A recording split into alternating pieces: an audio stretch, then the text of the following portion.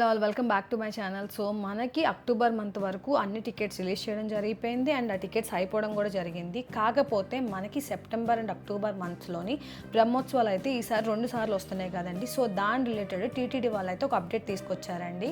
So అదేంటనేది ఈ వీడియోలో మీకు క్లియర్గా చెప్తాను. సో ఫస్ట్ వచ్చేసరికి మనకి సెప్టెంబర్ 15th నుంచి 23rd వరకు శ్రీవారి సాలకట్ల బ్రహ్మోత్సవాలు అయితే ఉన్నాయి కదండి. ఈ టైంలో అయితే కొన్ని ఆర్జిత సేవలు అనేవి రద్దు చేయడం జరిగిందనమాట. అవేంటంటే అష్టదళ పాద పద్మారాధన సేవ, తిరుప్పావడ సేవ, ఆర్జిత కళ్యాణోత్సవం, ఉంజల్ సేవ, సహస్ర దీపాలంకరణ సేవ. సో ఈ అన్ని సేవలు అన్నవి సెప్టెంబర్ 15th నుంచి 23rd వరకు క్యాన్సిల్ చేయడం జరిగిందండి.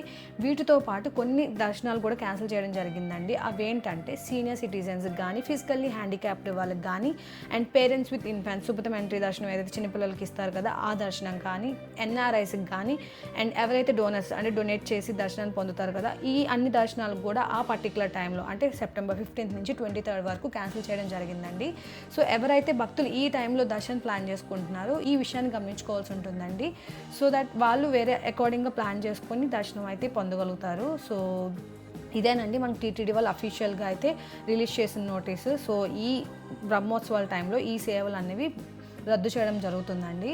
సో ఈ విషయాన్ని భక్తులు మరీ గమనించుకోవాల్సి ఉంటుంది. దీని రిలేటెడ్ మీకు ఏమైనా డౌట్స్ ఉంటే నాకు కమెంట్ బాక్స్లో కమెంట్స్ అయితే పోస్ట్ చేయండి. నేను ఈచ్ అండ్ ఎవ్రీ కమెంట్కి రెస్పాండ్ అవుతాను.